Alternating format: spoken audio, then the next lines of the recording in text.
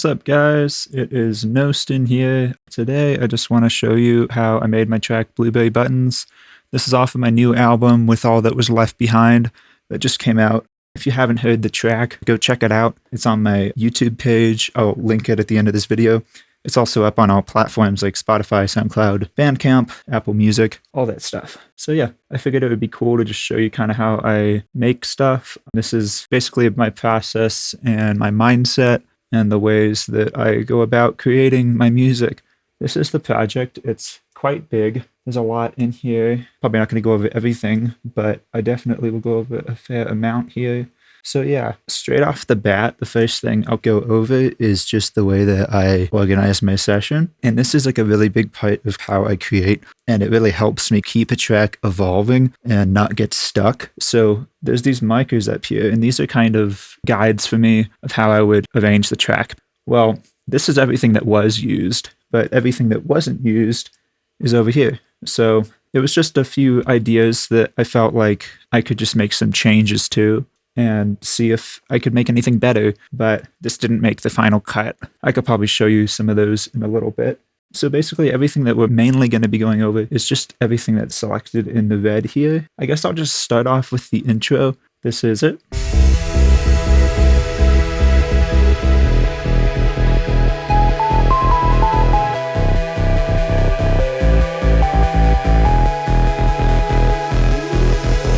So it sets a really good tone. This whole album, it was inspired by a lot of games I played as a kid. And this one specifically is very directed at Kirby and Mega Man, specifically Kirby's Adventure for the NES. It's my favorite Kirby game, as well as that Mega Man's for the NES. And also like tons of other songs, games, and artists. So I've been studying a lot about music theory, and there's these things called modes, which are basically a way of playing a scale in a different way. For those of you who don't know what scales are, it's basically just a limited amount of notes that you would play that would give it an identity of a certain sound. Usually scales are numbered from 1 through 7, and a mode is basically taking those same notes, but you're starting at a different one. So I was using a mode called Mixolydian, but in this case, it's Mixolydian flat 6, which gives it a really interesting texture. None of this was intentional, by the way. It just happened to be that way, but it's really cool to figure out that I made something in this exotic scale. I don't even really know how to describe the mood of this. I mean, it's definitely very peppy, but that's also in the way that I composed it. It's not necessarily the scale. The scale can be dark. It just depends. But I just figured that'd be an interesting insight, music theory-wise. The song is 145 BPM. This is definitely a dubstep-y kind of tune. It's not like full-on dubstep, but it is definitely in the realm of color bass, melodic bass, stuff like that. So like I said before, I wanted it to be very video game inspired. So a lot of these sounds are very chiptune, reminiscent of the 80s NES, stuff like that. So I guess I'll just start off with the intro here.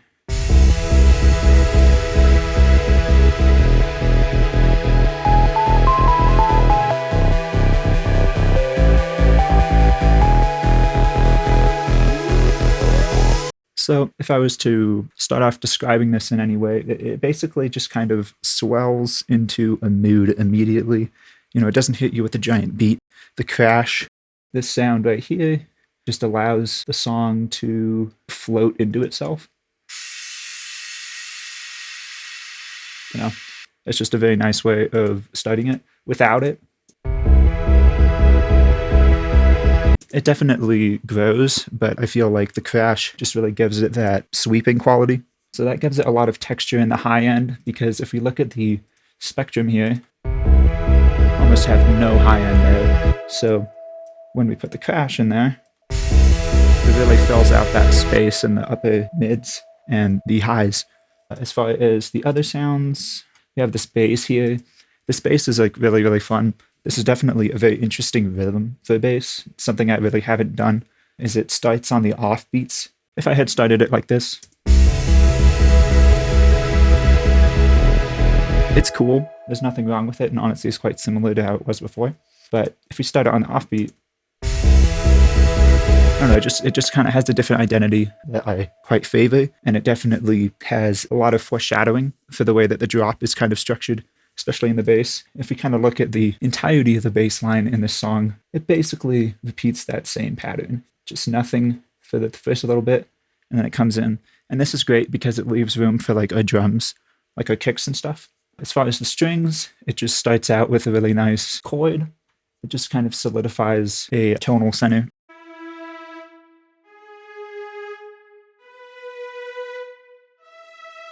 It's basically just a major triad with the octave up high to just fill out some of that high register.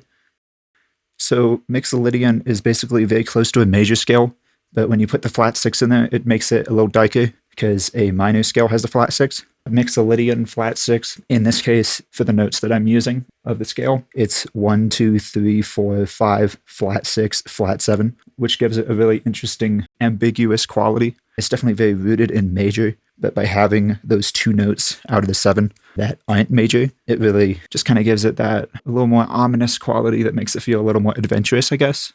And again, I want to stress that none of this was intentional. It's just more a analysis from a music theory standpoint. I definitely have challenged myself, especially with this album, to explore a lot of different scales and modes and even time signatures that I hadn't done before. But that was not the focus of this song by any means. I didn't even know it was in a different scale. I definitely knew it wasn't major. I knew it was modulating around a lot, but I didn't really know what it was doing. And honestly, it still does modulate. It's not always Mixolydian flat 6. It just has a dissonance like Jaws, like the do that gives it that ominous quality. I'm very influenced by video game scores and movie scores. And a big thing that they do in all those, once an enemy's approaching, they just introduce a little motif that characterizes danger, which is like a melody of sorts. And when you put that in, it just tells the story a little different. You know, it's still cool without it, but when you put in that little contrast, it just gives it something that it did not have before, which I honestly really favor because it feels more dynamic emotionally, and the colors are different, and the moods are different, and that's kind of something I really wanted for this album in general, was just to have that dynamic, that mood changing. So yeah, basically these chords, they just kind of glide along just to set the tone. And then, yeah, we have this little synth lick here, a couple synths, I guess.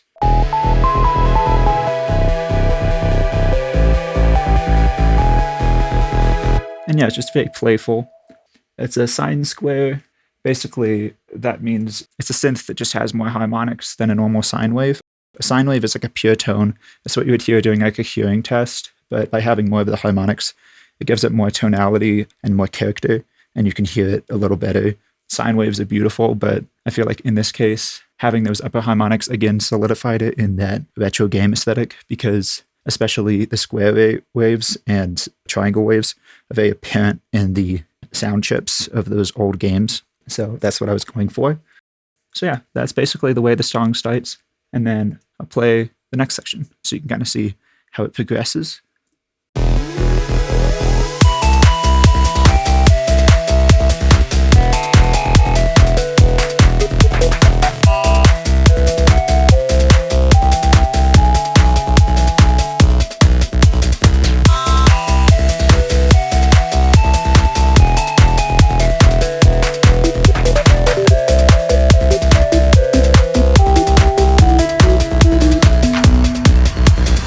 So yeah, it's definitely got a similar character to the intro, but it's definitely much more energy. The drums are in there now, and there's a lot more little playful elements that really just give it its identity.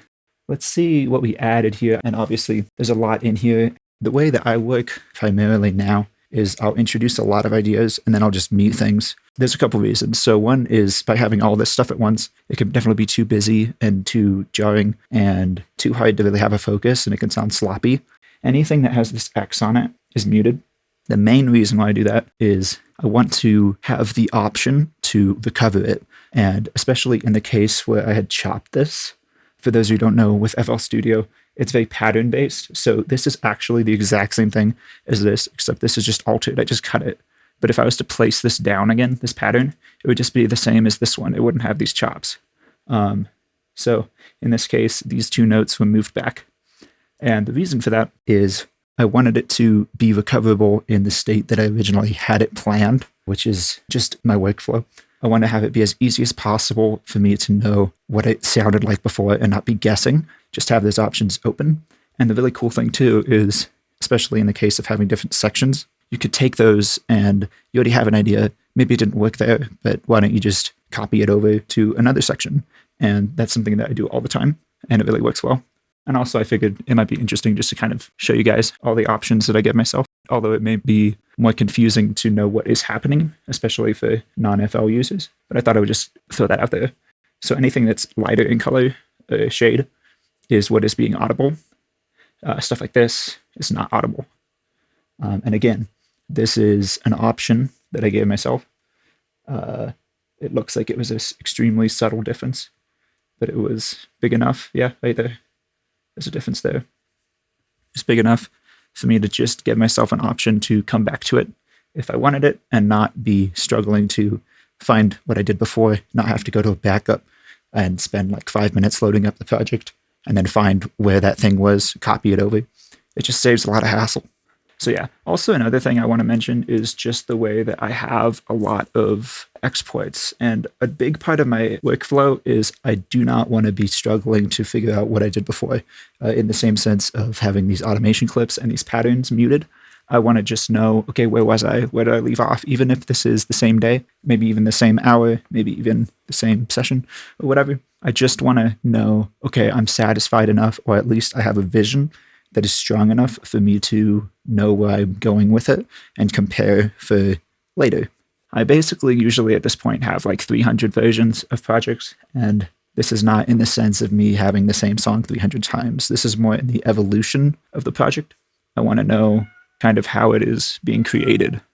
So yeah, let's see how those drums originally sounded. Let's just go to the first version, see what that is.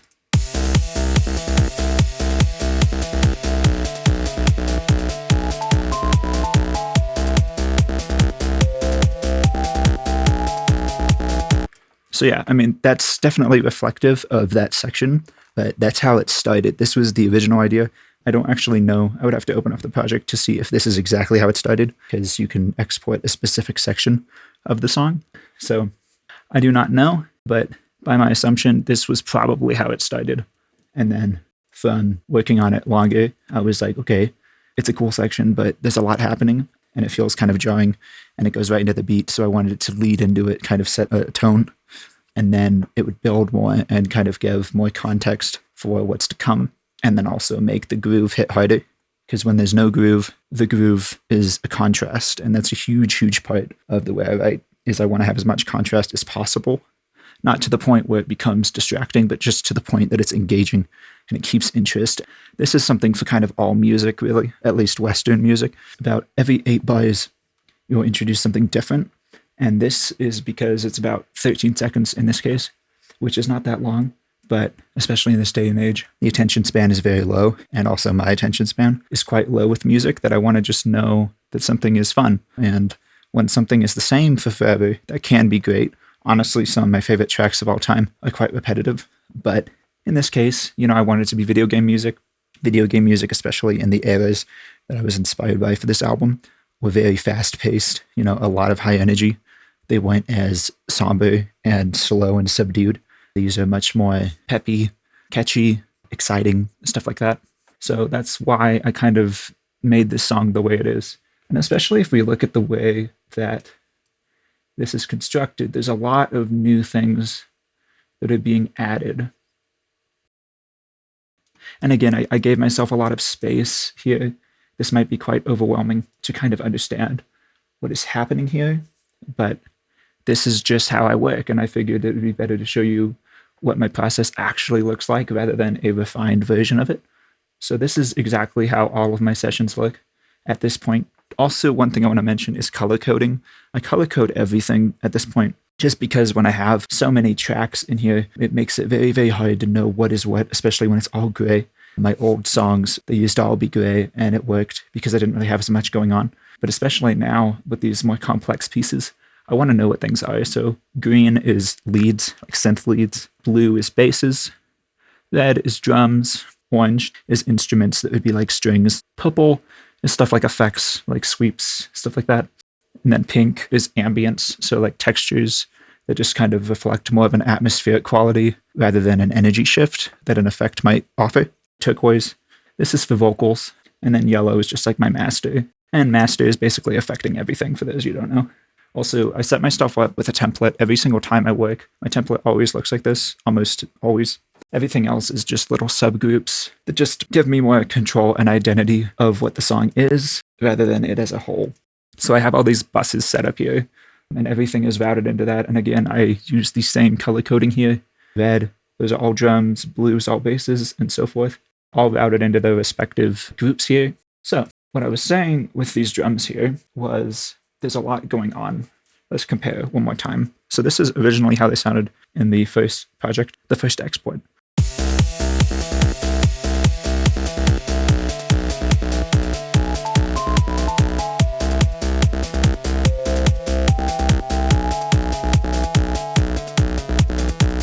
So yeah, definitely very repetitive, not a whole lot of energy. It's definitely cool. It's got a lot of thump from the kick drum, but it's missing all of these other layers.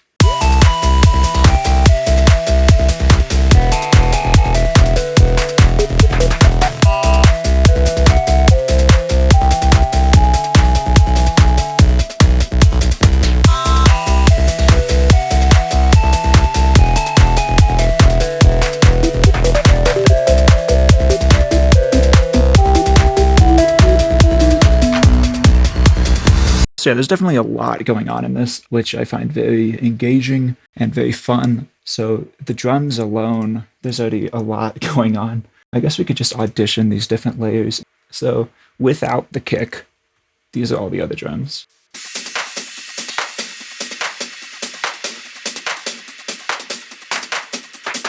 So we got like shakers, we got hi-hats, we got claps, we got cymbals.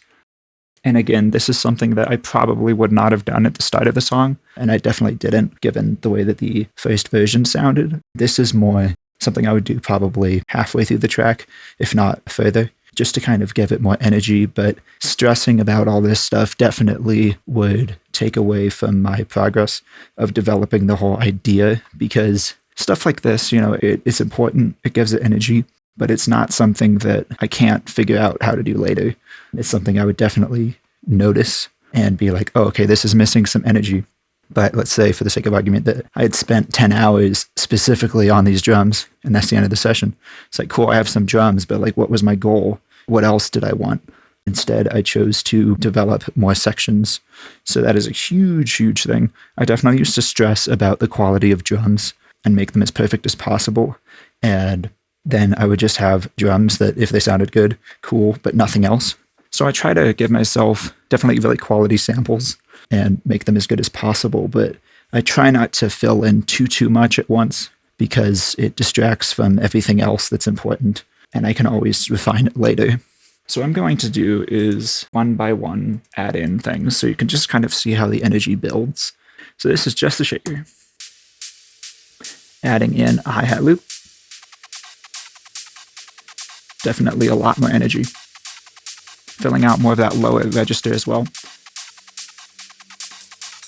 Filling out more high energy. Another one.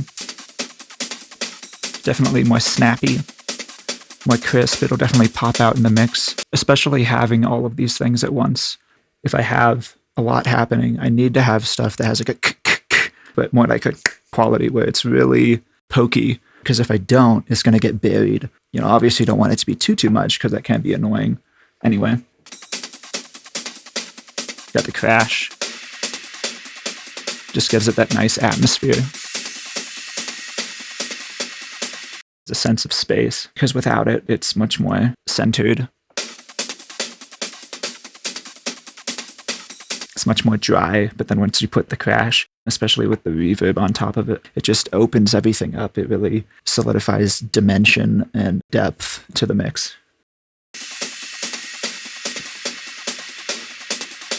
And then we got some claps here. So it's the first clap. We got some others.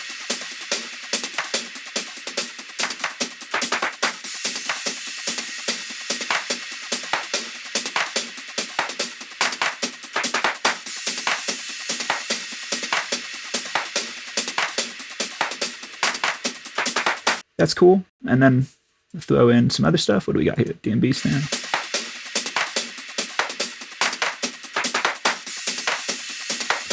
That one's extremely subtle. It just kind of accentuates some of the transient quality, which is the spike of the sound for the clap. So it sounds.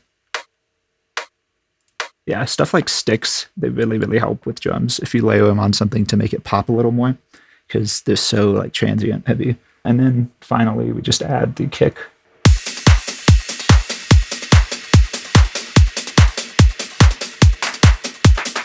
So yeah, a lot of energy, really fills out the frequency spectrum. It's very punchy, and I find it to be very engaging. Also, one thing I want to point out is the way that these drums were constructed. There was definitely a lot of space to have little fills, and that was just to give it more push me, pull you kind of feel. You have it driving rhythm, and then all of a sudden it stops, and then it goes back into it. And again, that's the contrast. You have the rhythm just driving. There's a lot happening, and then all of a sudden it stops being so full, and then it goes back to being full. And it just, all of that is so important for just maintaining that focus and energy. It doesn't get stale and doesn't sound like the same thing again and again. Something too I want to talk about is I was looking at my old music today, and I used to make music as Boolishim. For those of you who want to hear it, Boolishim. I was looking at the comments, and one of the big criticisms a lot of people were saying is like, oh, you need more variation. The drums aren't changing at all. And that's definitely true. Listening to those old songs, it was really just the same drum loop again and again. And sometimes that can work, but in this song, there's a lot of changes in drums. And I feel like if I had just had the same drums, it really would have been dull. So I'm really glad that I took that advice to heart, and I really tried to improve that throughout the years of making music. And I feel like, too, a lot of my focus is percussion. I'm a beatboxer, and I was a drummer. So a big, big part of my upbringing was in rhythm. So I feel like kind of allowing myself to explore those realms has been quite fun and kind of push my music a little further. So that's basically the drums there. The bass, again, it's just that pulsing kind of bouncy quality, which is very fun. Pretty much exactly the same as the intro. So this is one bass. This is another bass. Together. So the purpose of this was just to kind of give it more fullness. I probably felt like the bass was missing a little of the high-end harmonics that this mid bass offered, but obviously this mid bass is very delicate. It's not like a super buzzy in your face. It's just very soft, but without it. With it. Yeah, definitely. It adds that growl that allows it to cut through the mix a little better, especially on smaller speakers like your iPhone and stuff like that. That'll really get picked up. And it would give more fullness to when layered to these leads and drums and stuff like that. Let's actually take a look about how that would look on the frequency spectrum. So this is just the first bass. And adding in the second. Yeah, look at all that. I would also mention that there is a low pass that is slowly being modulated on this. Yeah, look at that.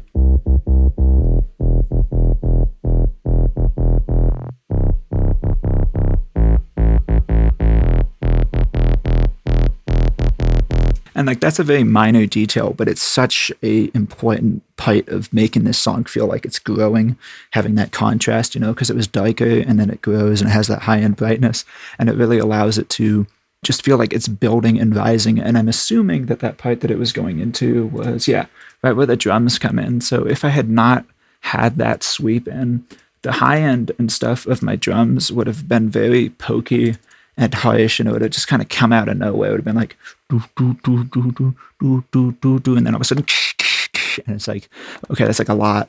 But by not just jarringly having that transition, more having it buzz into itself, it gives it more of a smooth transition in those high frequencies.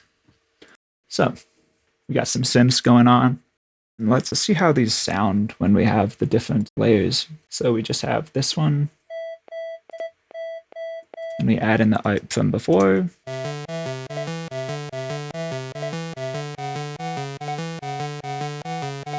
It's very reminiscent of Cave Story, which is one of my favorite soundtracks and one of my favorite games. Very, very difficult game, but really, really cool. The soundtrack of that game definitely was another huge, huge contender to the sound of this song.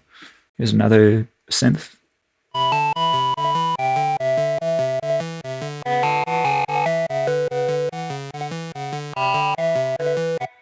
And yeah, as you can see, there's different things happening that are muted. So let me just run that back for a sec.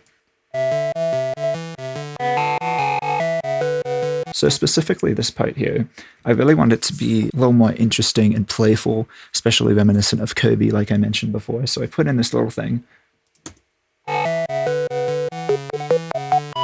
it just adds so much flavor. It just really solidifies it as being playful. Without it, it's cool, but that little it just gives it a lot of childlike character. And then there's another thing going on. What is this?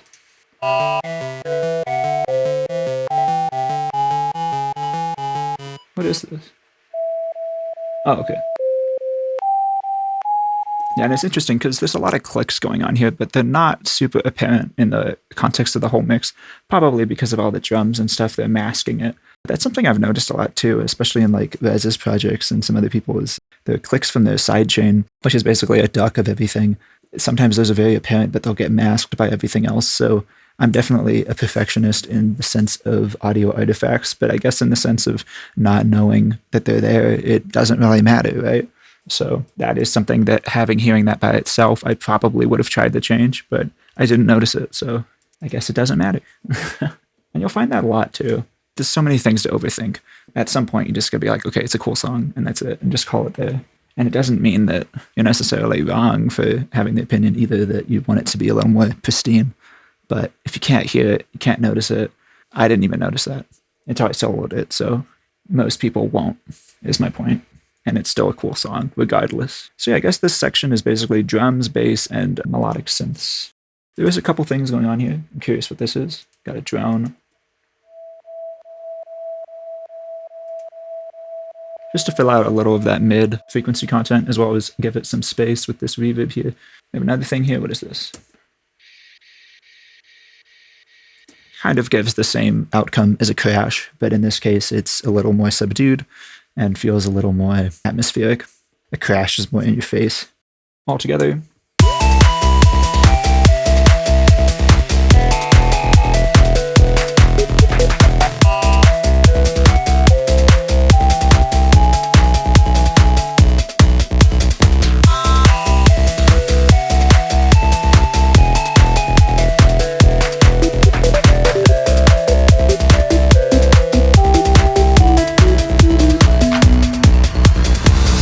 One thing too is having these reverses always helps. This is kind of a standard for most electronic music and even things that are outside of that genre. Just having something sweep into it, it just allows you to feel like something's coming. So something is coming. You got to drop.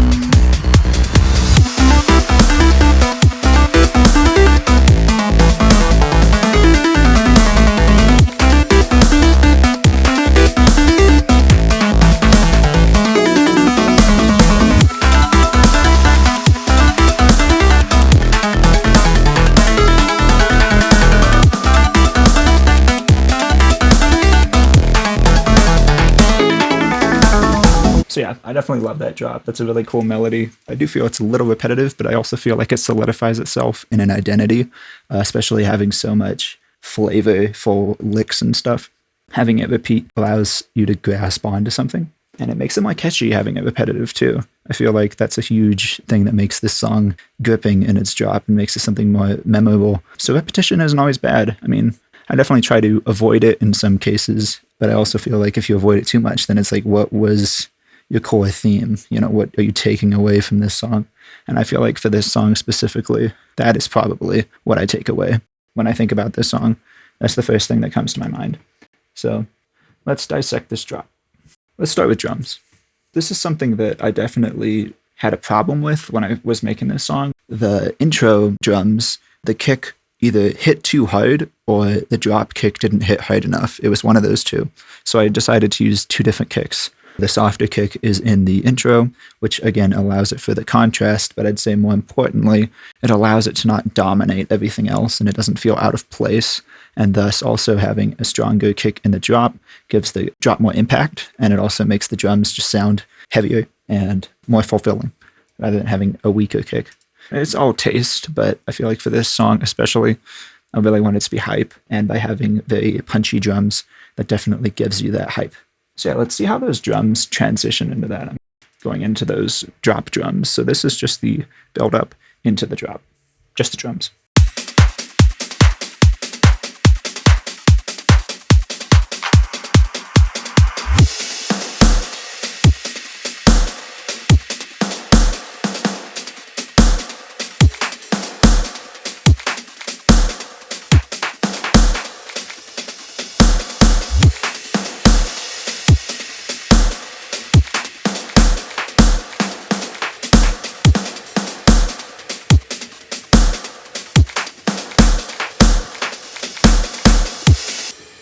So yeah, that is quite cool. I actually think I just heard a mono automation at the end of this, which I would not doubt me having. And again, that is a point of contrast. That is something that actually a lot of producers will do, is before a drop, they'll have everything kind of condense. So then you're not actually making anything wider, and width is the perceived separation between your ears of the sound or whatever you're hearing. But in this case, I put it at the end. It's just a transitional element. Speaking of these drums here, they're quite standard for dubstep, but there's definitely some interesting accents in there. And I did that because I was kind of nitpicking some of it. I was like, this is a little repetitive, but I also feel like it gives it such a unique flavor. And especially with the song being more jazzy, I feel like adding those little accents and stuff, it really just kind of hits it home as being something a little different. So yeah, I really like those drums. I feel like they fill out a lot of space, but they don't fill out too much space because, again, there's a lot of busy melodies, a lot of things happening. And when you have too much in your drums, you're kind of sucking the life out of everything else unless you scoop the life out of your drums, in which case, why don't you just have less drums? But there's definitely an argument to be made of you do want to have enough space being filled by your drums so they occupy the space when melodies are not happening. And of course, there's audio engineering tricks that you could use to get around that. But yeah, it's all just experimentation at the end of the day, and pattern recognition, which is a huge, huge, huge part of this. Let's see how the rest sounds. Yeah, so this bass is actually the same as the intro too. You know, it's the same sound. And I consolidated this in the project because it was eating up a shit ton of CPU, which is what this is, the audio file. It's just a render of what was below it. And I also put indicators for myself of like what was used before. And again, these are all options that I gave for myself of like, what do I want my bass to sound like? Okay, so anyway, we got these little licks and stuff. What are these? Oh yeah, the jaw hype. Let me play a little jaw hype here. So again, that grows. It has a low pass automation, so the high frequencies are creeping in, which really just gives it that sense of anticipation of something happening. And especially with this being at the turnaround of a drop where it goes back into the start of another bar, that's really essential to just kind of keep things flowing, keeps things evolving, keep the listener expecting something and just wanting more. And this is the halfway point of the drop. So that's a quite normal place to have something like that. I'm assuming I probably had a reverse crash into that, knowing me. Yep, right there. So that's another thing. Yeah, so just having those little things at the turnaround, it's so minimal, but it's so not at the same time. If I just played the bass without that, it's cool, but it doesn't have the same impact.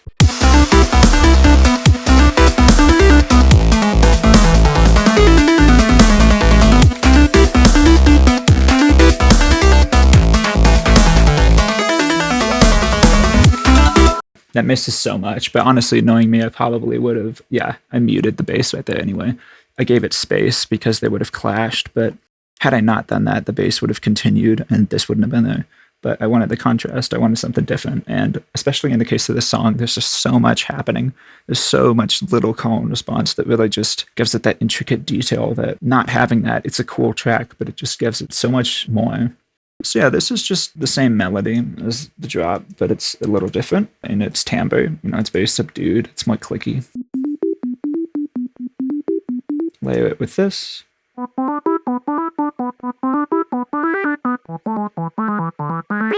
then the biggest one here.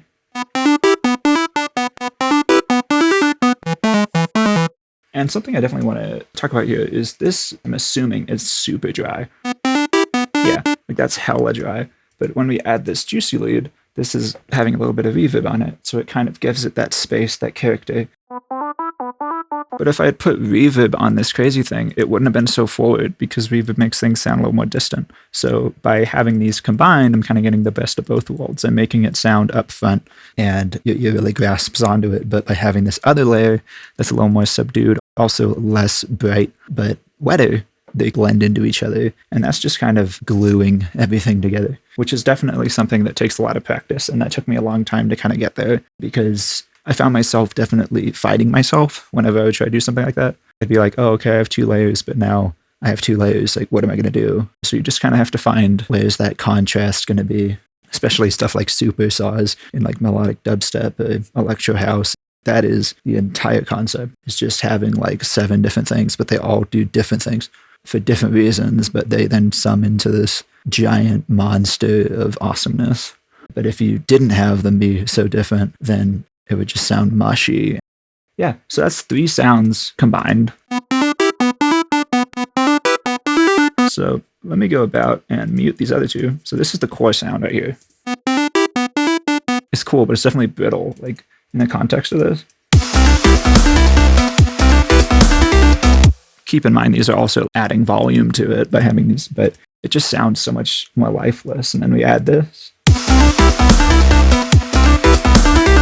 You know, it adds that vowel-y quality, which just gives it more movement, more character. And also, a lot of people have said that the human ear is attracted to the human voice through evolution. So by having these sounds kind of talk, it makes it a little more pleasing to the ear, or at least our ears grasp onto it more because it's reflective of a human voice. And then adding this final element here. Yeah, it's cool. So then I have these little offbeats. Definitely something that would be in like glitch hop or electro house.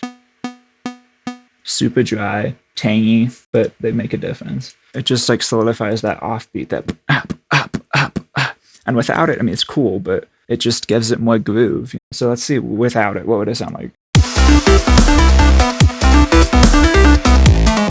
With it. It's super subtle, but I'm glad I have it in there. I think it's one of those things that's more felt than heard. A lot of this stuff too is you're building stuff so much, eventually it gets a little more masked, but it doesn't mean the intention wasn't there. And, you know, it doesn't cause a problem either. I'd say, if anything, it just adds to the timbral quality of the lead. It doesn't really fight with it. It just kind of gives it a little more dynamic sparkle and punch in some areas. So now we have the marimba. Again, this is a layer to accentuate the lead, give it a little more acoustic quality, because this is such a synth-heavy song. I was like, let me put a marimba in there, bro. Because a marimba is like kind of the same way that those plucks were. It's very staccato. There's a lot of accent to it. It's very clicky, but it also has that reverb that the other things have. So when you add that with a dry sound, it just really gives you the best of both worlds. You have something that's prominent, but not so brittle. So, and again, there's some low clicks in there, but add it all together. And then I added a dulcimer. So this is kind of a crazy layer. Having something like that really adds just a whole other dimension of energy. It's not reflective of the melody, but it's not really fighting with it. It's just giving it more energy, which is super important in a song that I want it to be as energetic as possible and really hype. Having these things the same way that those drums were in the intro. I didn't maybe need to have like 7 different hi-hats going, or shakers and whatever, but by having that, it gives it so much more impact and so much more movement and groove that I wouldn't have had if I just had like 1 or 2 hi-hats. So this is the same concept of just adding that. Let's see what would happen if I muted this dulcimer. And I'm going to add it in as I play it so you don't hear me talking, so just watch.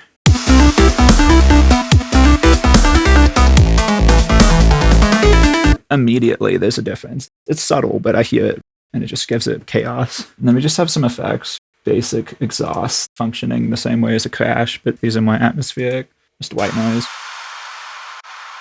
Kind of like a clap. And that duck you heard, that was the sidechain from the drums. So every time my drums hit, primarily my kicks and my snares, I duck everything out of the way.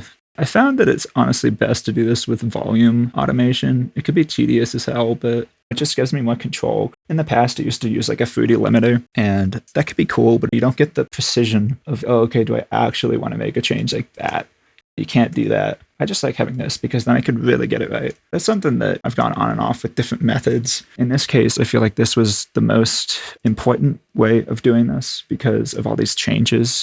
When I do it this way, I can just place it where I want it, and I don't have to worry about automating it on and off. So yeah, I mean, that's basically the drop. I mean, there's a drone in there. So it just kind of gives more presence to that mid, probably like 500, 600 hertz, I would assume. Yeah, 674. So, you know, having the reverb on there just gives it more space. Again, it kind of gets it out of the way. Just look at the spectrum on this. This is very mid-heavy.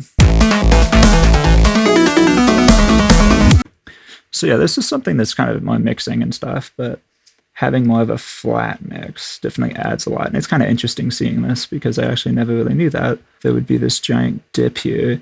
Another thing that's kind of crazy too that I did notice when working on this is just this like steep ass cutoff here, but it's not noticeable. It definitely could have given it more brightness if this was extending up to 20 kilohertz, but in the context of the song, it's not the end of the world.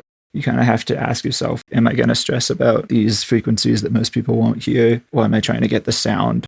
You can find a crash that has those frequencies, but it's not what you want timbrally, other than being bright. So I found a crash that worked, and it didn't fight too much. That's another thing. By not having all those high frequencies from 16K up, it gives more room for the leads to have focus, because the crash would take up those high frequencies, and perceptively there would be at least a little more masking of the melodies. So by having it have a little less high end, it's not the end of the world. It just gives more focus to what I actually want to be the focus, which is the melody. So what is this thing? Polyspace.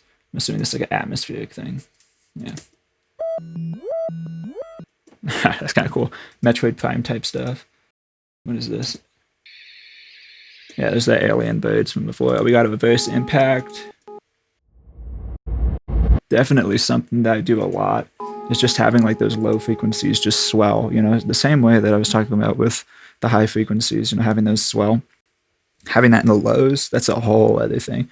That's like a cinematic trick right there. You'll hear that all the time in trailer music, stuff like that. But before that, usually you hear go. Anyway, going into the breakdown.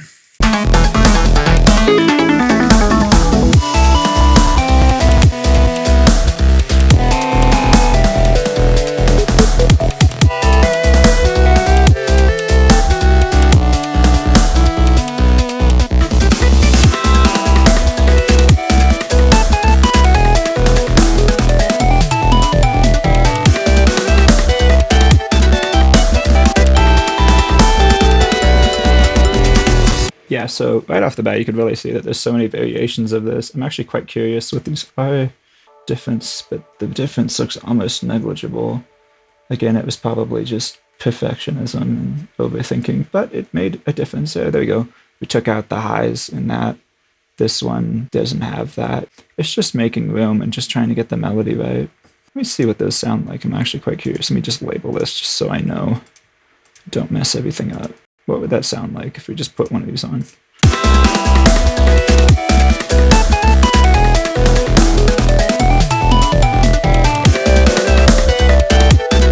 Oh yeah, 100%. But again, that was probably a decision that I had made once I put in that other lead. I came in that that gave it room. This all call and response, giving space, and just trying to not steal the focus from what I want to be the focus, and also giving it room to breathe and contrast. So let's dissect this section. Tick-tock. Yeah, this was very reminiscent of a clock to me. Are these drums doing anything crazy? Oh yeah, 100%. So these drums, I love using Slice X. This is something that Skybreak showed in one of his tutorials. Shout out Skybreak. I fucking love Skybreak. Slice X is sick. It takes up a lot of memory, which is really annoying when saving like 300 versions of a project. Like a lot of memory, depending on the sample, but it's worth it to have something that sounds cool, as well as give myself the option to go back to an old project. So it's all compromised. So this was a breakbeat originally, and then I chopped it up. And these are just like small hits, you know, just like I'm just kind of being a maniac and just chopping it up. Did the same thing in Spectral and Hypnotic. Super fun.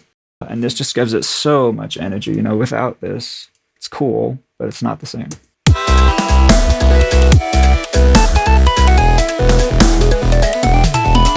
Like, bro. Like, it's just night and day. You know, it fills the space, it gives it energy. It's like, whoa, I was not expecting that coming out of this. And there's also a lead in here. Look at that. So I guess in this sense, I had the drums, but from before, and I was like, okay, why don't I transition into this? Well, we need a lead in, or else this is going to be jarring. So in the same sense of these reverse crashes and the swelling of the bass and the intro and stuff like that, it's all just, let me make this be as diverse as possible without being jarring. So the way to do that is make it transition. And that's by introducing something that's reflective of what's to come. So by this, it is the breakbeat. Out of context, it's kind of strange, but let me see. Oh yeah, that's sick. Without this, it's cool. You know, it hits this different way. And that's another thing. Just because something's different doesn't mean it's bad. It's just different. But in this case, I would say I really like this fill.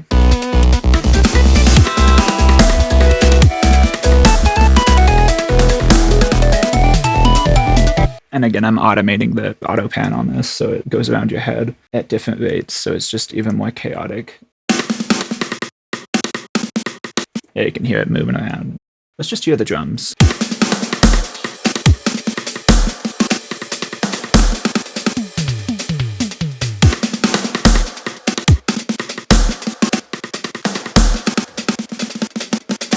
Yep. And like, you know, there's a little fills. It's a little broken. Could sound a little more clean, but again, it's in the background of everything, but it's so at the forefront of the attention at the same time.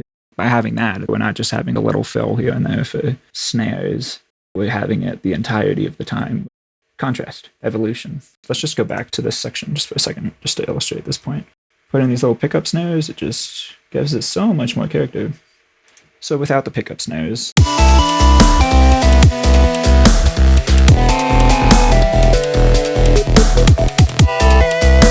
it's cool, but then once we add the pickup snare,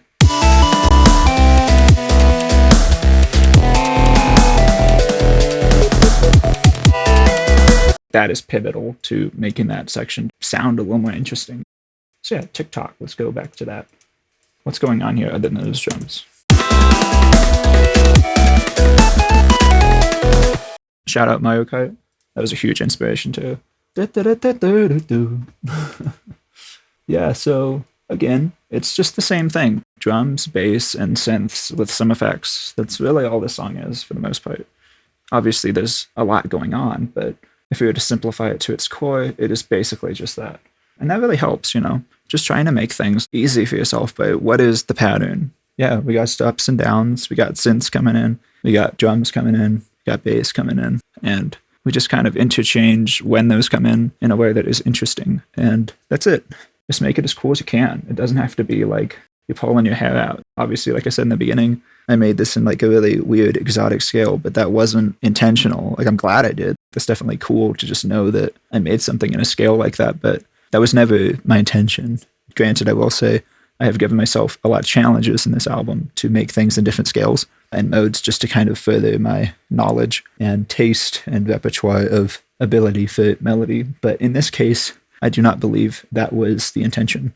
My intention was more just, let me make something sound like Kobe, let me make something sound fun. And by doing that, it came out in this weird mode. So yeah, pretty much the same synths as what was going on earlier, very reflective of the NES.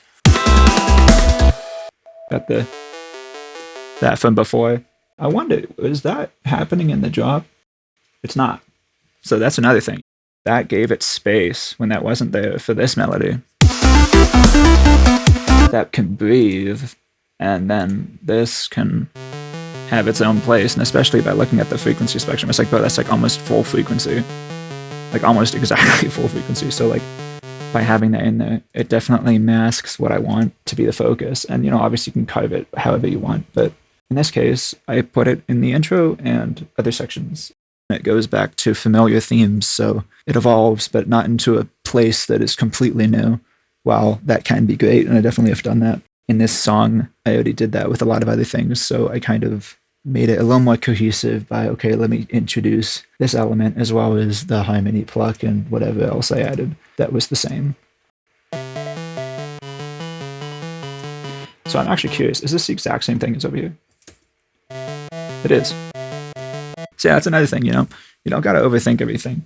Sometimes I've literally used the same drop twice, and it's not because I was lazy. I mean, maybe, but it's usually just because, you know, it works. Some of my favorite songs ever are having the same drop twice, and it's not a problem. If I want to hear it and I love it, why not hear it twice? Yeah, I can rewind, but that's a hassle. Especially like growing up with Nightcore and Eurodance and just all that great stuff from the 90s.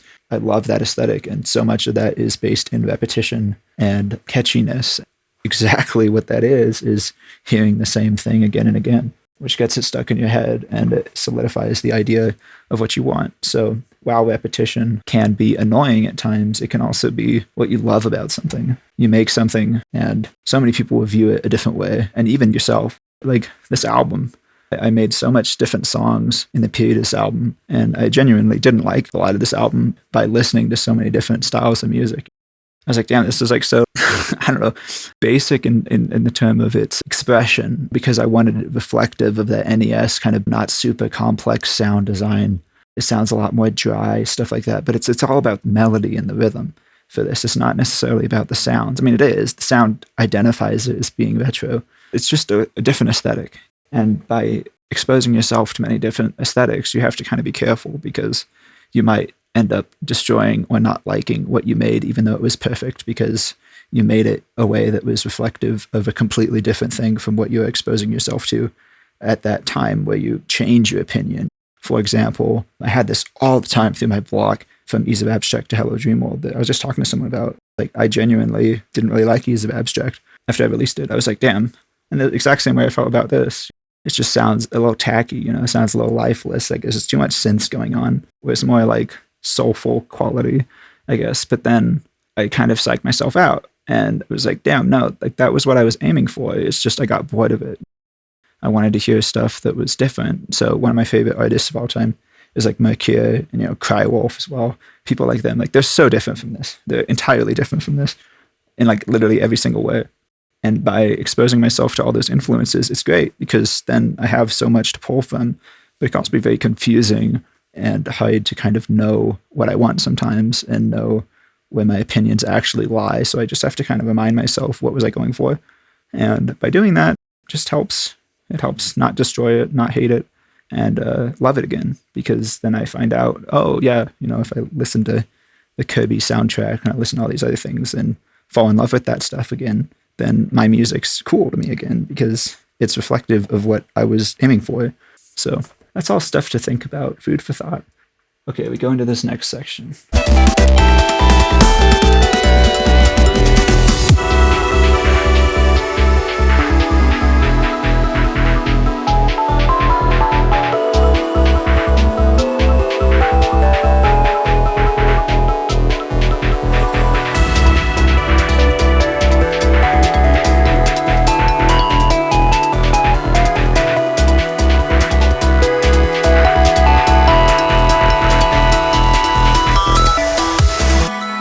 Yes, that's definitely a change of pace here. It definitely slows down.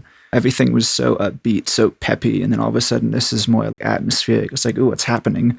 Things are getting more drowned in reverb. Things are growing at a slower pace. It sounds more dampened. It doesn't sound so in your face. And that's all the contrast again, trying to make things interesting, trying to keep the track growing. And we're only at 1:32. That's the craziest thing. It's like there's literally so much that just happened, and we're only 1:32 into the track. And that's a crazy thing, that's something that definitely makes this kind of hard. I mean, obviously it's hard, but it makes it a lot harder when you're creating things that are so complex. And it's like, what am I going to do after this? That's definitely a very hard thing. And luckily this song went by very smoothly for me. But that's something that just takes pattern recognition again, of just, okay, what worked in the past?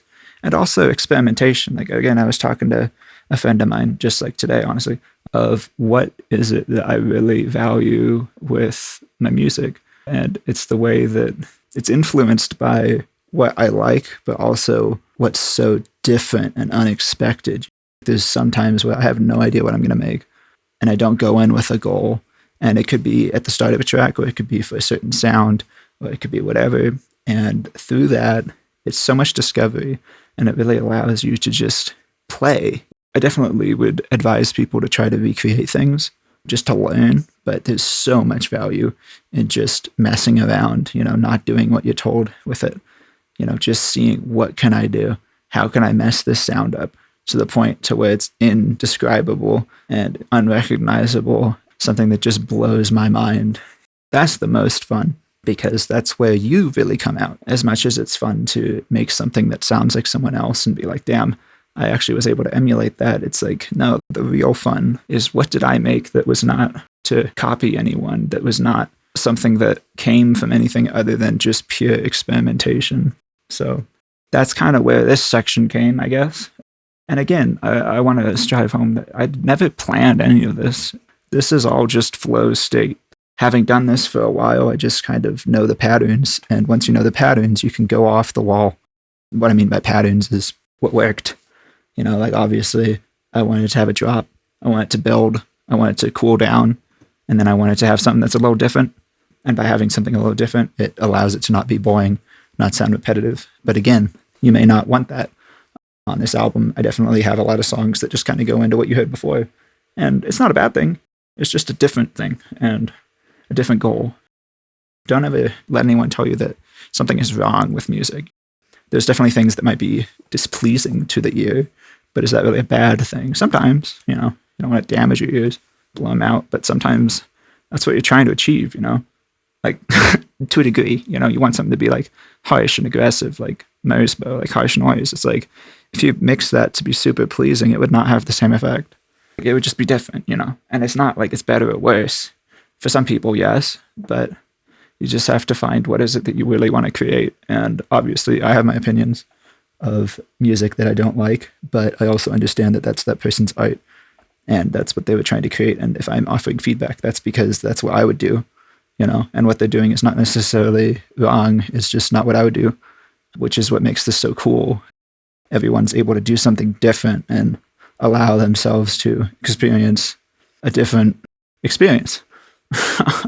So yeah, I'm glad to talk about this stuff, though. I think it's very important to talk about the mindset, because like as important it is to have all this technical knowledge or understanding of theory or what worked, it's like if you don't have the philosophical aspects, you're kind of lost. It's like, okay, great, I know what like a chord is, but like, what do I do with this chord? Oh, I put it in a sequence. Okay, at what point do I change it? And then you're just following a formula, and then it's not fun and stuff like that. So I definitely advise for people to stray away from the rules. And honestly, I know I'm going on a tangent again, but I just want to say this. I did not know almost any music theory until about 2 years ago. And I've been making music for 12 years. So through that time, it was all experimentation. Obviously, I knew like what a major scale was, and I had played like some piano in the past, so I knew like a little bit. But if you had asked me what the formula was for like a chord, I mean, probably, yeah, third, fifth, okay, triad. Other than that, though, I couldn't tell you shit. I didn't know what a suspended chord was. I didn't know any of this stuff. And it's like, yeah, it's cool, but you don't need it to make music. It's super valuable. But I feel like if I had learned that stuff in the beginning, I would have been very different in my approach to music. I would have been much more limiting. I would have been like, this isn't right. I can't do this because this isn't fitting into this chord. And it's like, yeah, that might sound bad if you do a certain way that's not what was told, but why should you limit yourself? Why should you limit yourself? But also, I will say, having learned the music theory, after having done this for a decade, it allowed me to understand the purpose behind it. But I had already developed the understanding of my own voice and what sounds cool to me, stuff like that. And so when I introduced the theory aspect, it was like, oh, that's why this worked. And it gave me some different insights and to try and challenge myself in different ways, like by learning these different modes and stuff like that, just to push myself a little further. But it was never for the point of limiting myself. It was for the point of growing and experimenting. So anyway, let's go back to this.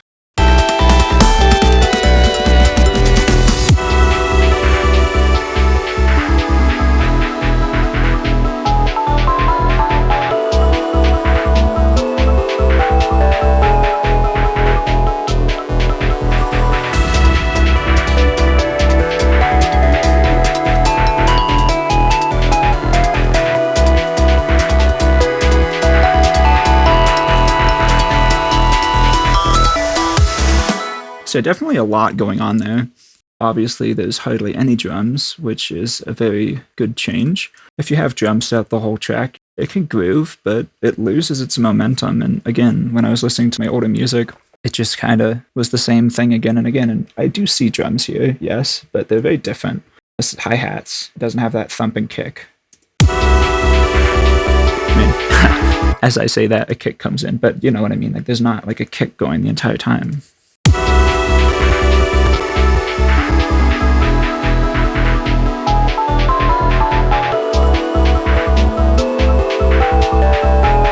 has like hi-hats and stuff. A lot of space. Again, that's the contrast. And by having that space, it allows the space to really be felt by having the reverb on these pads in the background, which are these melodic, drifting, ethereal sounds. Like my beloved ambient lead. This was actually one of the first sounds I ever made in Massive, which was my first synth. I love this sound.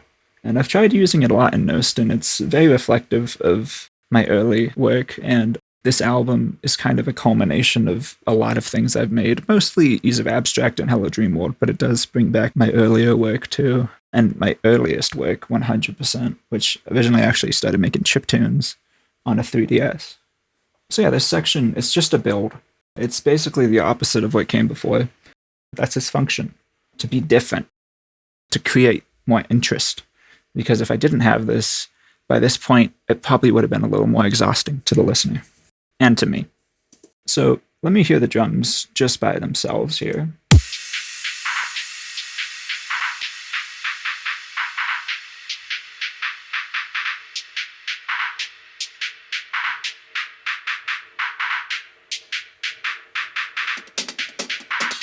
And then obviously we're adding more for the other build. But let me actually play that. Hold on.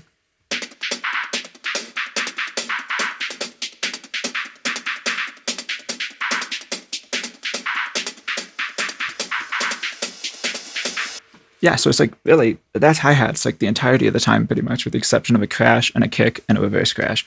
That's how you got. And it does the job. You know, it solidifies a groove, it keeps things moving, but it's not to the point to be thumping. So while I said that the drums, I wanted to kind of come out, the bass isn't the entirety of the song. And that's kind of crazy. That was a choice that I don't really know why I made. I think that was something that just happened. You know, a lot of this is intuition. It's not, let me plan out the entirety of the song. It's just, what do I want to do? Is this section cool? Is this section not cool? And, you know, like I said in the beginning, it's like I have all these ideas here. So I probably had a bass in this idea, and I was like, oh, this is cool. And I added a bass to it, and then I brought it over because it worked and it sounded cool. I didn't think, let me have a bass throughout the whole thing. I just constructed it in a way to where that was the outcome. There's songs that have drums throughout the entirety of the song. And in that case, I would say they probably get boring. This has drums throughout almost the entirety, but I would say it's much more dynamic. But the bass, however, I think that's basically the exact same, with the exception of the low-pass filter that's automating the brightness. It's basically the exact same thing. Especially the motif. It's not till probably the second drop that it changes, which I had noticed later on in this song when making it. I was like, damn, it's actually doing that, but it's not a bad thing, you know, like listening to old Nirvana. The bass on some of those songs is the exact same thing through the whole time, and especially going up with the Yo dance in Nightcore, like I was saying, same thing. It's like that bass, da da da da da da da da. That's what you got. That's your bass through the whole track. It's just repetitive, but is that a bad thing? It depends. You know, it depends on what's happening. And I feel like in the case of this song, because everything's so chaotic, there's so much happening, the bass holds it together. And if I had the bass doing tons of stuff, it could have been cool, but I honestly feel like it would have been overwhelming. And maybe I could have put like really, really small changes in there, but it didn't need to. You know, I didn't feel like I had to. I felt like it was good enough. And that's another thing too, is like, where are you going to draw the line? Where are you going to finish the track? At a certain point, you have to just kind of pull the trigger and be like, okay, it's good enough, you know? And I'm proud of this song. This is one of my favorite songs. So I'm not beating my head against the wall about a bass playing the same thing when everything else is cool. And the bass is cool. It's just repetitive. That's all. But for the sake of showing, I will show the bass just to illustrate that point. What are we doing here? So intro.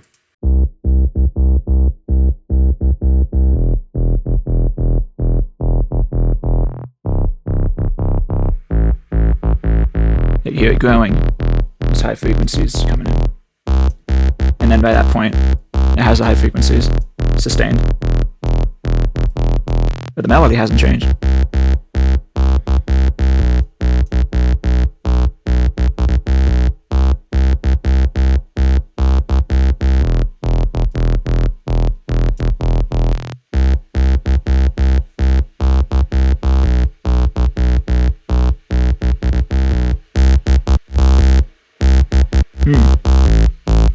Okay. So there's a little change there, you know, you heard the da da da da da da da. There's a rhythmic change, and the note that it dropped to is different. But generally, it's basically the same. Generally.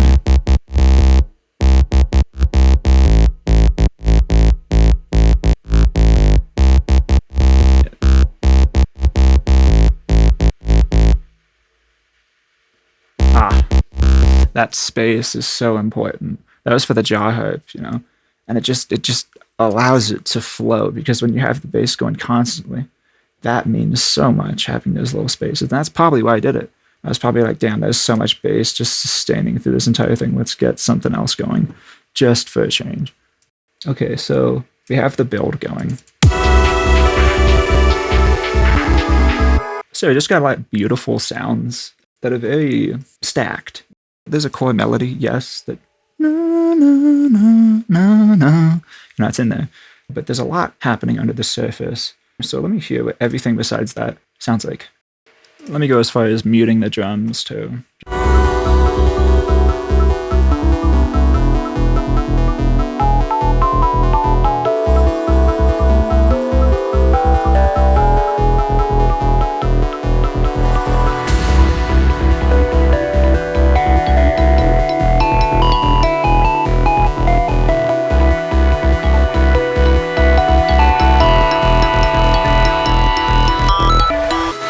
Yeah, like it's crazy.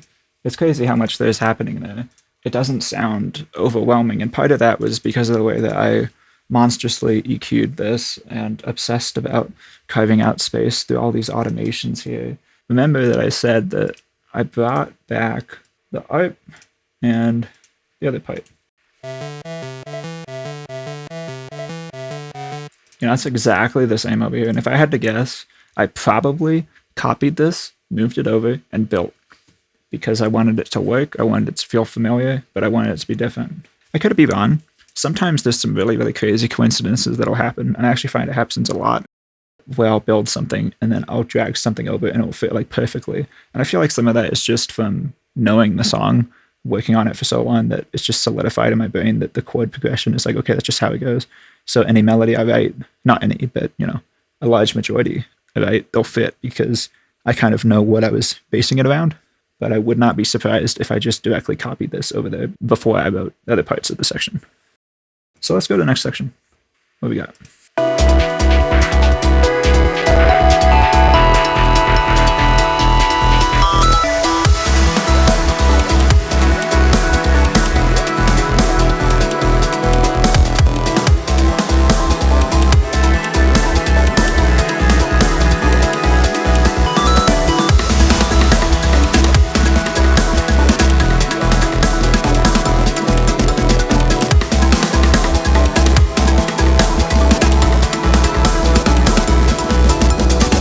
I love that section. It's so different. So different from the drop. But it goes into the drop. Listen to the comparison to that.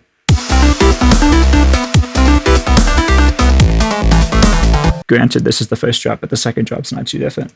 But then compared to...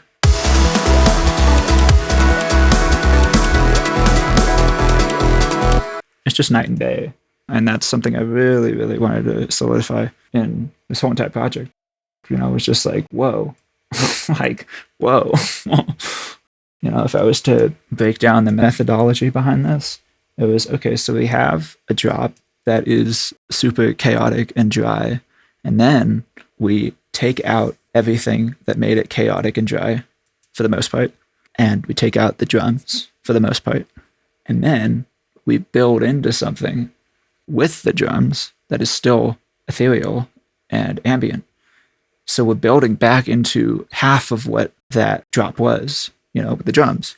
But then by that point, it's full now. And then that allows us to smoothly segue into the drop, which will be coming. So that's, again, what I was saying with transitions. It's like, how are we going to structure this to be as crazy as possible with so much dynamic, but work? And it's all about that. So Outcast. Let's see how this sounds. So these drums, again, you know, they have the awesome Slice X breakbeat. This is just the drums.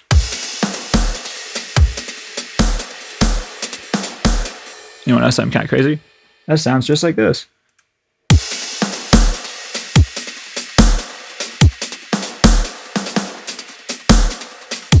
almost identical. So again, I probably just copied that over because it worked and it sounded good. I wanted to build something that was more cohesive. So then I was like, okay, well, that's cool. Let me just bring in what worked.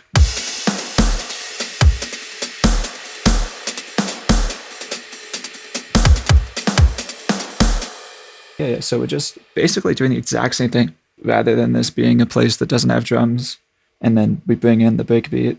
It has drums, and then we bring in the breakbeat. It's just after those 8 bars, you just allow something else to come in. So yeah, bringing in the breakbeat.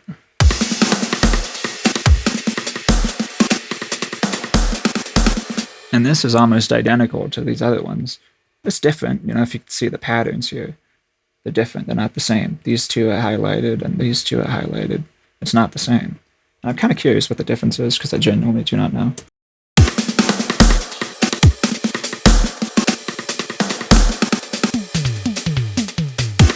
I see. So we had that tom fill in there, and the drums are generally the same other than that.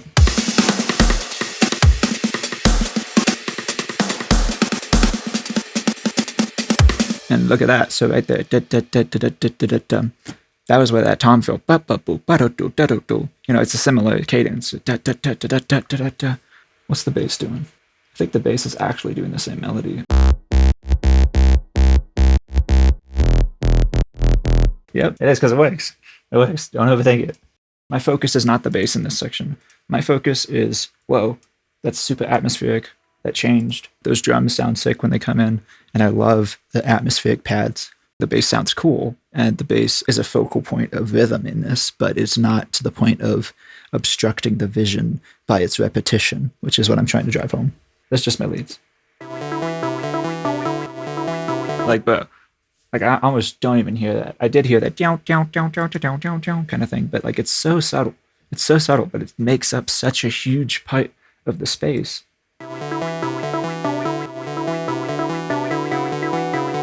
Look at how much that's filling up. And we have some rising chords in there that are growing.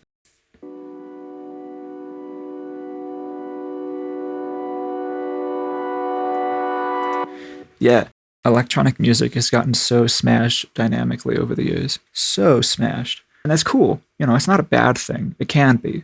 But if you know how to make it dynamic and then go into the heavy part, it just allows it to really hit. It's not getting squished. So with this is rising, that's a very dynamic sound. And if I didn't have that, the song would be more stagnant. But by having this, it really builds it. It's not just like a sausage. I mean, it might look like that waveform wise. I'm actually kind of curious.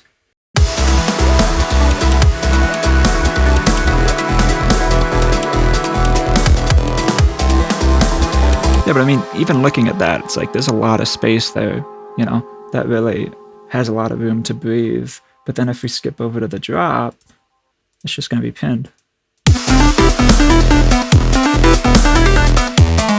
And that's something I really try to do. I definitely stressed about my mixes and masters being super loud. And it's kind of funny because the moment that I did that, I destroyed them. They actually weren't as loud. Partially it was because of the practices I was using were not allowing me to achieve that, which I kind of figured out how to get past for this album. This album's way louder and cleaner than Hello Dream World ever was, when Hello Dream World was the one that I was trying to push hardest. It's kind of interesting how that works. The less you think about it, the easier it'll be. But obviously, if you want something to be loud, you're going to have to do some processes to make it loud. But my point is, don't stress about it so much. It doesn't matter. When I listen to the song, my last thought is, damn, this could be louder. That's really only in a comparison setting. And obviously I understand that DJs think it's important to have really loud music because when the track comes next, you want it to feel even. You want it to feel cohesive. So there's room for it. But the thing is, some people are just going to squash it more, and maybe your track doesn't need that. You got to know what's good for your track. And it's also abilities, man. It's maybe you can't squish it as good as someone else can. So why are you going to possibly destroy what you created just for the sake of a competition for something that you're not even at the level of? And obviously, yes, you have to do things that you aren't super good at to grow. But I feel in the sense of a song, it's bro, if you already have a song that sounds fire and it's super close and you're just going to destroy the dynamics just to make it loud when it doesn't sound good in that state, it's what are you doing? what are you doing? And I had to tell that to myself. I really had to let myself know that, because I definitely got in that more competitive mindset of this mix isn't loud enough, but it doesn't matter. I mean, it does to some people, yes, there's arguments, but do what's right for your track. Always do what's right for your track. One thing I also want to point out is this really tasty thing I did, which again, this is just attention to detail. And it's something I really probably would have not thought of doing earlier on in my production, but just kind of from the pattern recognition and things just becoming a little easier, it allows you to free up your mind for things that are smaller. Because like if I was really struggling to make a melody, I don't think I would have gone this far with certain things. That's not a flex. It's just a point of stating that you're going to get better at things. And that's great. There's nothing wrong about that. And when you get better at things, you don't have to think about it as hard. So it frees up room to be more mindful about things that you may have not thought of. That's just another stage of evolution. It's a stage of growing. So what I was trying to do was show this little thing, which I think is really tasty, and it adds a lot.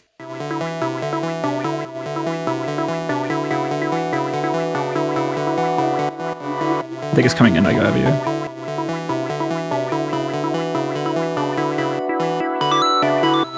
Yep. Like, bro, that delay adds so much on that. Without it, it's cool, but it's like having that delay. It's just like, it solidifies that atmosphere and that drift, and it just makes it even more trippy, even more cool. I'm really glad I added that. Like every time I hear this song, I'm always like, damn, that part's so cool. It's just like, it's such a tiny detail. It's something that's so forgettable, but for me, it's like, damn, that really makes a difference. Same with like the jaw hype, like what I was saying earlier. And like all these little fills, I could have not done that. And I probably wouldn't have years ago. I wouldn't have thought about it at all. But through doing this more, now I can. And being able to do those things is really fun. It's really cool, even if it's like the tiny little things. Anyway, so this is what's going on with the acoustic instruments. So weird. It's not something I'd ever expect to be in there. And like I wrote this, but when I hear this section, that's not what grabs my attention. Let's hear it without that. And I'm going to put it in. So just watch right here. And I'm going to put it in.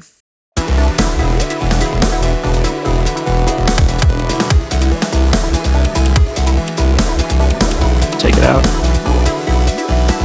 Yeah, like that adds stuff. It's subtle, but that's what's important. All these subtle things, they add up. When I put that in, I heard that it had more high-end click, it had more energy, because those high frequencies poked out. This.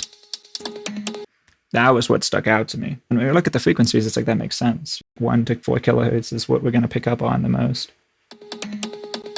And especially with the way that this is so clicky and it's really poking out of the mix in that way. It is tucked, yes, but it is there perceivably, even if it's not the forefront of the track. It just helps make it feel a little more lively, progress a little more. Let me actually see what's going on with the effects here. I'm actually kind of curious. Boy, that's so sick. That's so sick. I did not expect that.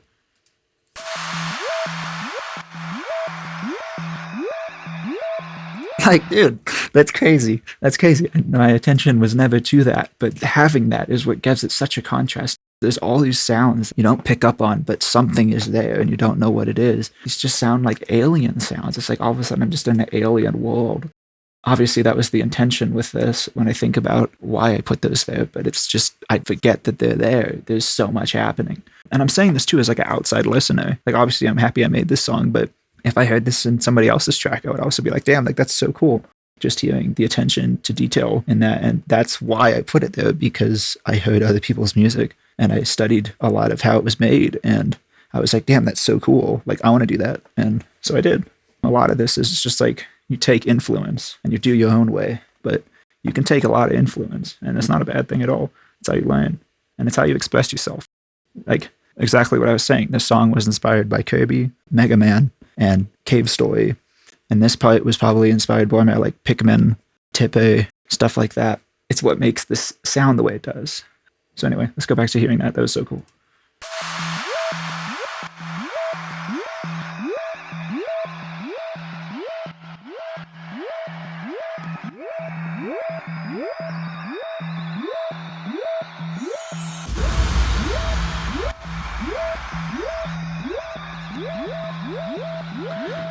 I would not pick up on any of that, with the exception of like the yeah kind of thing. Other than that, I would not hear that. But let's hear it in context now, with everything else with that, and then let's take that away so you can hear it's lost, and just really pay attention to like the way that the space and the atmosphere and the detail is gone.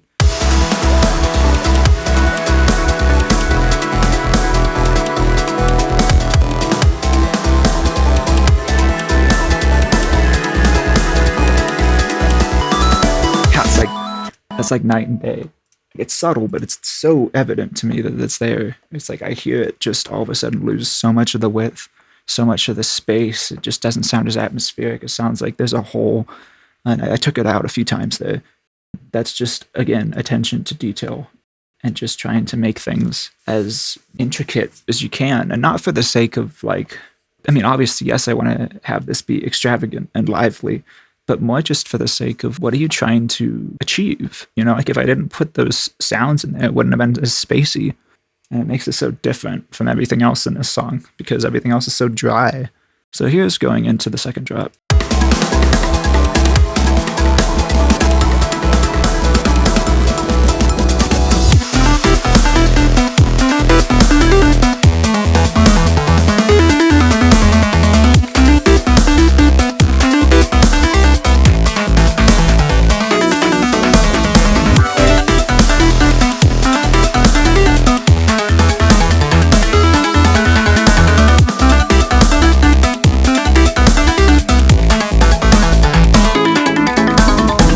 So yeah, it's almost the same as the first drop, but you want to know the crazy thing is that bass changed. That's like the biggest difference, is the way that the bass changed. So if you listen to the bass in the first drop, this is what we are familiar with already.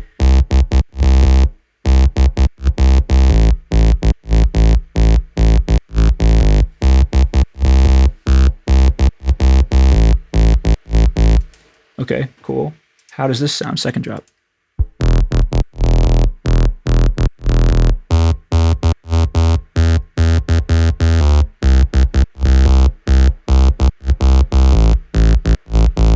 It's almost like an inversion of it. It starts out so low rather than starting high. It just gives it a different flavor, you know, especially having a bass that sounds so similar throughout. It just gives it something that's a little different, especially since this drop is so similar to what came before. It just adds another layer of difference. And my favorite part in this drop is this little part.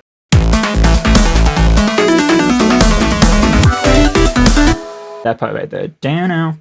It's like tucked in there, but it really just distinguishes itself from the first drop by having that. I feel like that's what makes this different. I mean, the bass is different, but upon first listen, I feel like most people would pick up on that. They wouldn't pick up on the bass.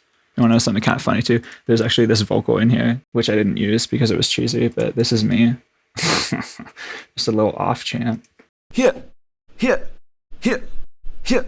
know, just like accentuate the off beats, but it felt out of place. Everything is not human in this. Everything's so otherworldly and strange and robotic, and having a voice in there, especially me just going, huh, you know, it just felt kind of weird, but here's what it sounds like with it.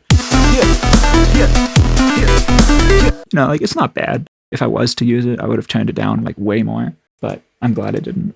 I feel like it wasn't needed. So anyway, that drop is basically the exact same as the first. Just rewatch the first drop if you want to know how that was made, for the most part. So here's the outro.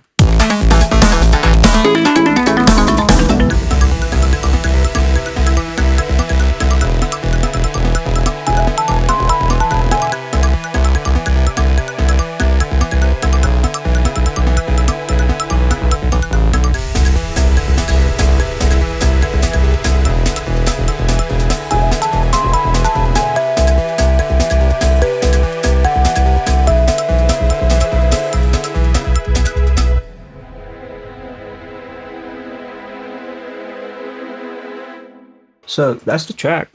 Something that kind of annoyed me in the beginning, but I also am really glad I have, because I feel like it's such a playful, strange element, there's a couple of them. Yeah. These marimbas, you know, it's like, what the hell is going on here? And they're like so dissonant and so like cluttered and off the wall and like, what's happening? But again, that's the thing. If I had studied the music theory for it, and been like, no, that's not right. It wouldn't have been as weird, but the intention was there to make it strange. You know, this is like playful.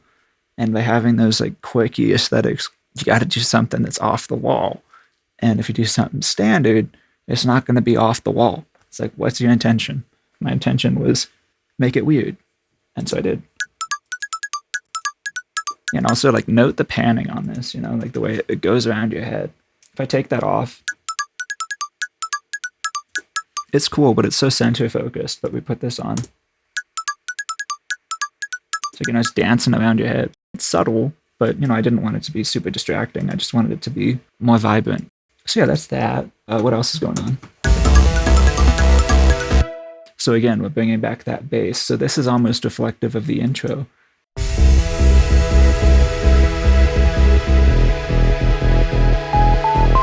That's almost identical to what this is if you take out the marimba. Let me take out the marimba. But you see that? So this is off chant. And that's the thing we had in the beginning. And we have the strings.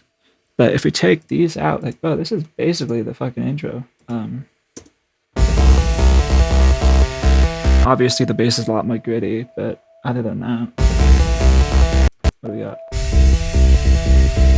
Yeah, it's just like a more vibrant, aggressive version of the intro. And that's cool because it serves a similar function. The function of a lot of intros and outros is to ease you. You're either easing into the track or you're easing out of it. So what I did worked for the intro. And what I did for the outro was take what we're familiar with how it started, but because we had all that craziness going on with the melodies in the second drop and the first drop, and there was the marimbas and there was that plucky kind of, you know, staccato, really super transient sound, let's throw in the marimba. And so it's just, again, it's the fusion, and that's almost all of what my music is, you know, it's just a fusion. It's like, okay, we're taking this from this and we're putting them together, and then, okay, another section's coming up. Let's add a third element, but now let's take out something. So now we have 3 elements, but we're only really using like 2 at a time. And obviously there's more than that in this, but my point is that you alternate the focus, and you don't need to have tons and tons of ideas to do that. I mean, this project is very big, but I didn't do that originally. Okay, so anyway, there's the ARP again. Same thing as what we had. We don't have the harmony plug in there, which was the, and that makes sense because if we put that with the marimbas, they're in a similar register. Like, yes, that one's a lot more subdued and distant, but they'll fight. I think there was actually strings in the intro. Let me check. Yeah, that's pretty much the same. Like, look at that. Compare. Like, that's literally like the same thing. If you just didn't have this extending as long, that's basically the same thing. And maybe like a few notes out of here, but yeah, basically the same thing. Because like, bro, if it works, use it. Here's how the drums sound.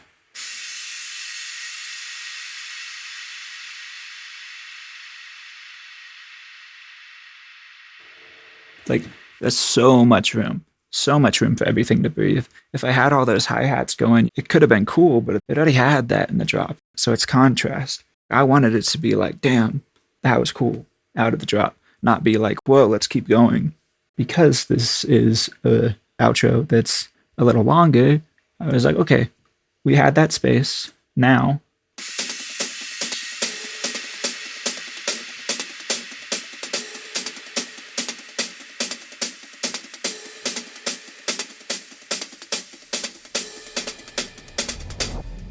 those hi-hats were definitely rising. There was a lot of dynamic that was in them. And there was a reverse right there as well, to just kind of like, whoa, something's coming. But the thing that's coming is the end of the song. So I want to go over the evolution of this song so you can just kind of hear what happened. Like, how was this created? I just want to play this, and then you can compare. Let's see.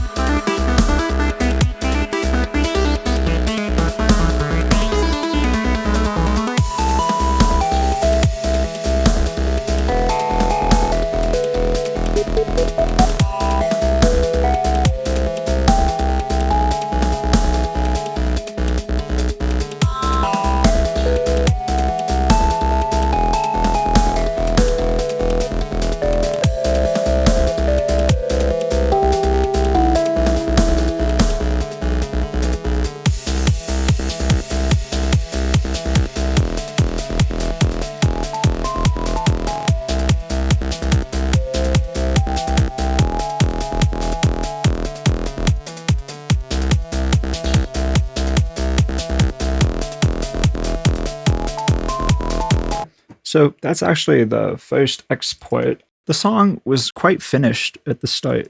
Yes, it did have more changes, but that first version solidified everything. 3.5 hours into however long I was working on this. Something that I definitely try and do with every song I make at this point is start and just go as long as I can, because it's so much harder to come back to a track if you don't know where you were going and you're not in the same mindset and stuff like that. I mean, also, granted, the way I was making this was not linear. So the changes you heard, not all of them I played, because I was basically going back and forth between sections. But I think it still illustrated the point.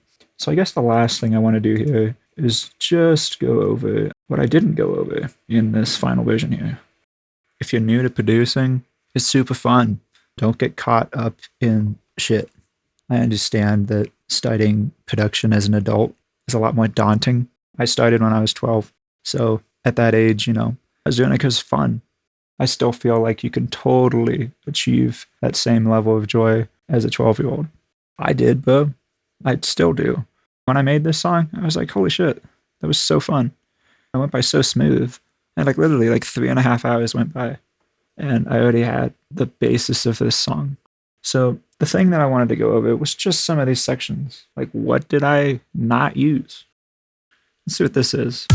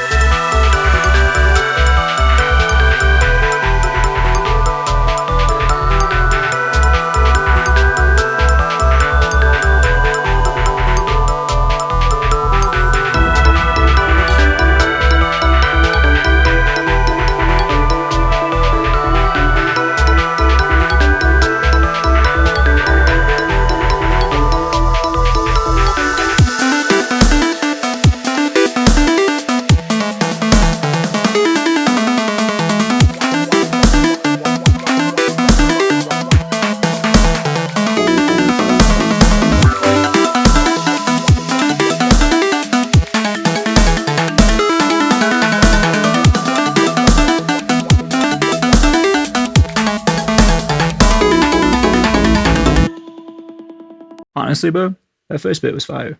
That was really, really cool. But I understand why I didn't use it. The song is already 3 minutes, 3.5. I feel like it was definitely cool, but that was what the middle section used to be. At least it was an idea of what it could be. I feel like this one fit better, but I did really like that little bit. It reminded me of Bad Apple, this part over here. That's really cool. I might use that for something. And then I guess this is a longer intro. Let's see what this sounds like.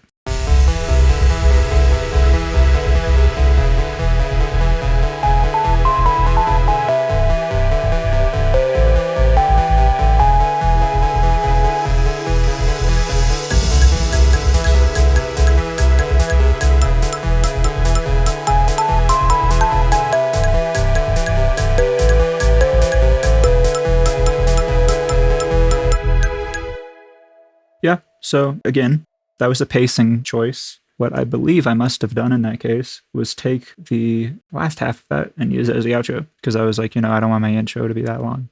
And I think that was a good choice again. On all of this, I'm just giving myself options, not overthinking it. I'm not like, damn, this sucks. I'm just like, okay, it didn't work. Move on. Move it to the side. You might use it. You just got to keep it going. You don't want to overthink it. And I know everyone says that, but it's so true. It's so true. But yeah, so those were the scraps of what I had created. And obviously, there's all of these other things that are muted. But as far as sections, I feel like that's cool to just show the growth of what wasn't there. I want to apologize for the vocal fry throughout this whole thing. I've done this at extreme hours. I think it worked, though. I was inspired, and this is when I usually am inspired. So I figured, why not do it when I want to? So I hope you guys really enjoyed this. I know it was quite long, but I wanted to be thorough, and I hope you guys learned a lot. Again, the track is out on all platforms, Blueberry Buttons, and it is from the album, which is also out on all platforms, called With All That Was Left Behind. Thank you again for watching, and see you in the next one. And also, let me know if you want me to do more of these, because honestly, I'm pretty down. It was quite fun. So, thank you. Have a good one.